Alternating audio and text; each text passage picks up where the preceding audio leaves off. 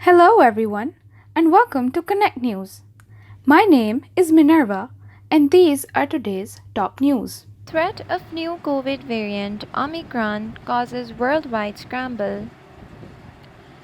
Nearly 2 years into the COVID-19 pandemic, the world is racing to contain a new coronavirus variant, potentially more dangerous than the one that has fueled relentless waves of infection on nearly every continent. A World Health Organization panel named the variant Omicron and classified it as a highly transmissible virus of concern, the same category that includes the predominant Delta variant, which is still a scourge driving higher cases of sickness and death in Europe and parts of the United States.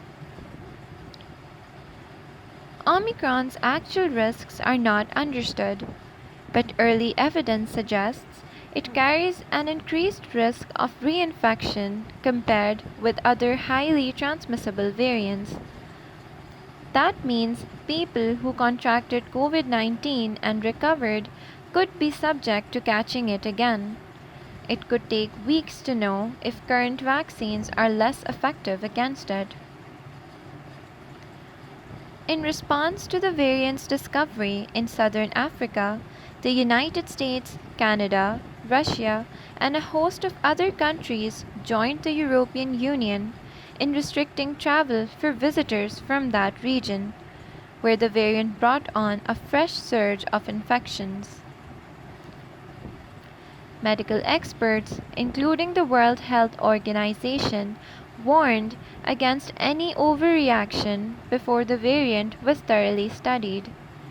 But a jittery world feared the worst after the tenacious virus triggered a pandemic that has killed more than 5 million people around the globe. Omicron has now been seen in travelers to Belgium, Hong Kong, and Israel, as well as in southern Africa.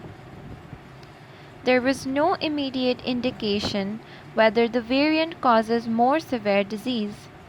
As with other variants, some infected people display no symptoms, South African experts said.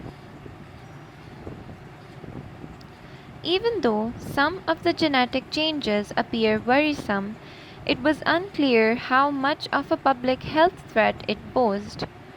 Some previous variants, like the Beta variant, initially concerned scientists but did not spread very far. Fears of more pandemic induced economic turmoil caused stocks to tumble in Asia, Europe, and the United States. The Dow Jones Industrial Average briefly dropped more than 1,000 points. The S&P 500 index closed down 2.3%, its worst day since February. The price of oil plunged about 13%. Britain, EU countries, and some others introduced their travel restrictions on Friday, some within hours of learning of the variant. Asked why the US was waiting until Monday, Biden said only, because that was the recommendation coming from my medical team. Israel, one of the world's most vaccinated countries, announced on Friday that it also detected its first case of the new variant in a traveler who returned from Malawi. The traveler and two other suspected cases were placed in isolation. Israel said all three were vaccinated, but officials were looking into the traveler's exact vaccination status. Some experts said the variant's emergence illustrated how rich countries' hoarding of vaccines threatens to prolong the pandemic.